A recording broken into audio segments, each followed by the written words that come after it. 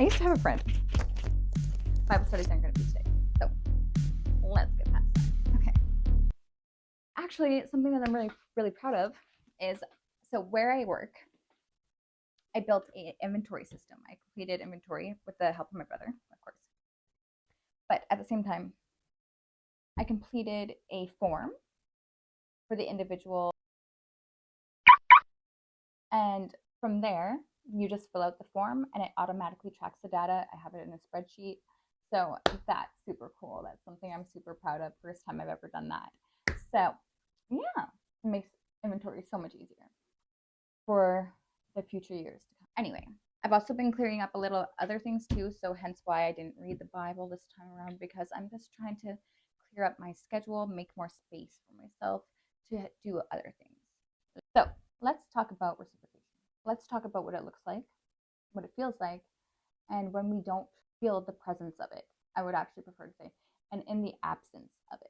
It can feel lonely, it can feel isolating, but you want to know the one thing that helped me get through all those emotions, and then also not only what accompanies those emotions would be the behaviors that come along with loneliness and falling into the wrong groups and doing things you don't normally do, whether that be like substance abuse. Sometimes there's always going to be an escape somewhere, or something like a security blanket that you fall to, and that can cause more trauma, right? So in the absence of it, I found the easiest and most straightforward way to deal with those emotions would be to accept them, embrace them for what they are and what you feel, and just sit in that feeling. Don't try and run from it or evade it, but sit in it. And if you're a person who likes to reflect like me, I write about it until I have a sense of understanding of what part of me exactly needs to be loved. And as we define these parts of ourselves, we come into a bigger wholeness and a wholesomeness about our own character. And we really get to rebuild ourselves from the core. It's like a building down and a rebuilding process. It's uncomfortable, 100%, but I mean, it makes you stronger in the long run. So I used to have a friend, and he said he was friends with everybody. Okay, cool. But he also was friends with them because they served a purpose. And I'm not saying that friendships don't serve purposes. Of course, they serve purposes. However, is the core of that relationship to gain or to receive and give in a reciprocal way? To build an understanding of one another, and as we evolve and grow into new versions of ourselves daily, does the person notice those little things as you develop? Because like me personally, I don't have a lot of friends. Why? Because I don't do surface level. And the things that I think, like, I can't do gossip. I have no interest in like knowing what celebrity did what. Like, I don't even watch TV, to be honest with you. So like a housewife, do you be in a friendship with somebody because it benefits you? Not saying that there's anything wrong with you. I'm just saying the intentions behind your relationships, you might want to look those over a little bit more.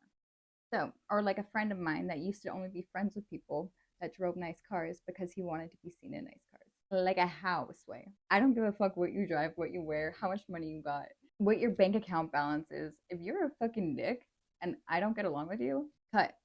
Period. That's a housewife. There is nothing in this world that would make me sacrifice my morals, my integrity, my mental health, or agree with things just to be friends with somebody because they got nice things. My inner peace is so much more important.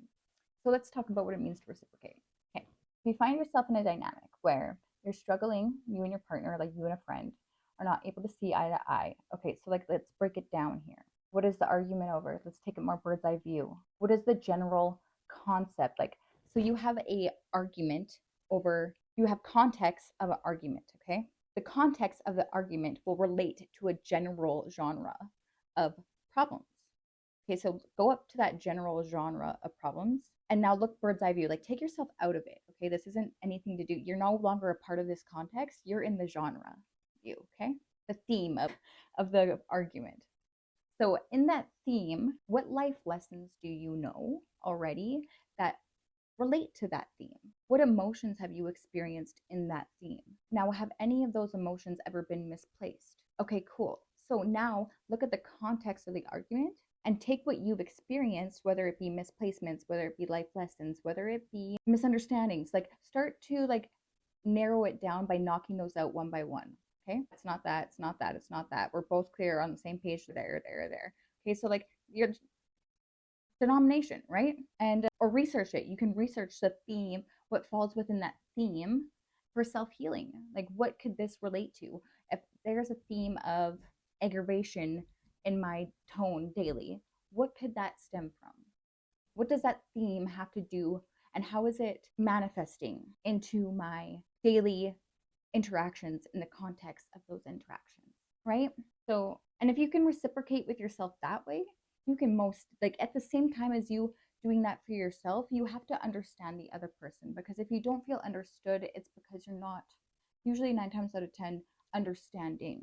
So when there's questions going both ways, to narrow down the probability of causes, that's reciprocation.